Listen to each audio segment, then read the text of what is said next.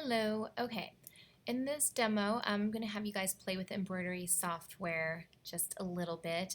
You should have opened up VirtualBox on the Mac where it says Windows 10 Tuca CAD, and then looked for the design software, and that would have opened up Stitch Era. I'm going to make it real simple because it's a simple day.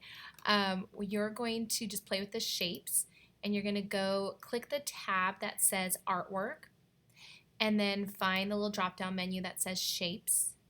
Choose a shape.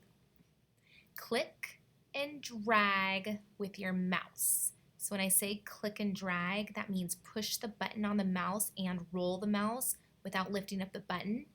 When you decide what size you like, you can stop rolling the mouse and lift up the button. Okay, so there is my shape that I made. Then you guys can choose if you want to just have a fill color or if you just want it to have a border, or if you want it to have both a fill and a border. You can choose how thick you want your border as well. I think I'm going to choose just fill color for today.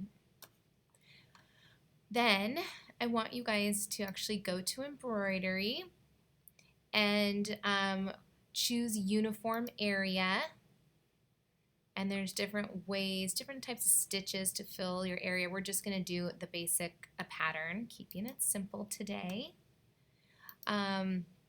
There's different thread colors you can choose. Apparently right now it's defaulting to red. I mean, it really doesn't matter. It depends what you put on your sewing machine or your embroidery machine. And then you can choose what kind of fill stitch. And they actually have kind of fancy designs. But I think just keep it simple. Use the default one for today. Should be okay.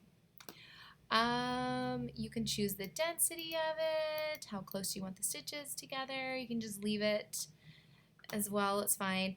Now remember in class, this is sort of like our satin stitch that we did in our hand stitching demo, where it would just go back and forth, back and forth. But do you remember in the video how they suggested doing some kind of underlay, like maybe a chain stitch underneath? You can do that here, the drop down menu, and they have just different types of densities. So maybe we want a medium density, and then they're going to add stitches underneath first before they do that quote unquote satin stitch on top. Okay, once we're done with that, in this class, I'm going to have you hit the manual digitizing button just so that you can kind of wrap your head around how the computer operates. So you're going to create these little nodes, and it's basically telling the embroidery machine where to do that back and forth zigzag satin stitch.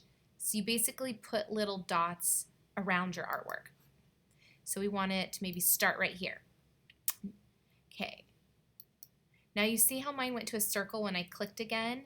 I'm going to right click and I'm going to say delete the last one. If you hold shift, it will keep it a straight line. So I'm just going to go out to the widest point, and I guess I'm just tracing around my shape. So you really do have control over exactly where you want the machine to embroider. Okay, once I'm done, I can select my object, and now this line is going to tell the machine which direction to do the stitches. So it defaulted just horizontally, but you can make it go at a diagonal if you want as well. If you choose this little view button, it's supposed to be like a 3D view of what it looks like after it's been embroidered. So you can kind of see the stitches going another way as well. Okay, so I want you to play that. After you kind of play with that, go ahead and get a new shape.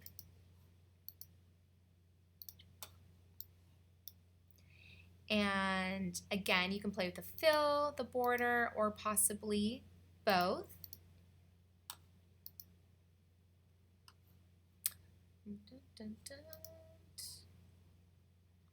Let's pick this guy.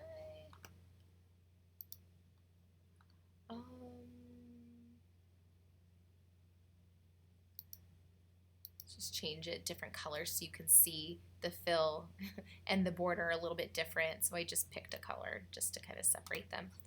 Okay, then we can go to embroidery and go ahead and do the same thing with the uniform area. As well, we could say we want an underlay again.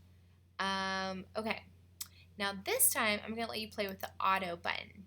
You can do auto complete, and you should see a magic wand. Click it one time and then hit return on the keyboard, and it should have digitized it for you. So you can hit the little, oh, I guess it is on. So there you go, it's been digitized automatically. So that's a lot easier.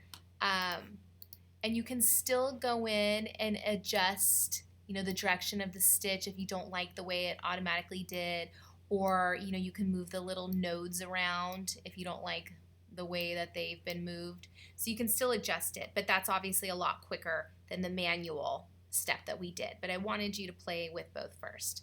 So anyways, this assignment is to design some kind of embroidery. It needs to be 4 inches by 4 inches or smaller. And when you're done, you're going to save it for our home brother embroidery machines. So you will go File. You're going to export the embroidery, and you're going to export it as a design file.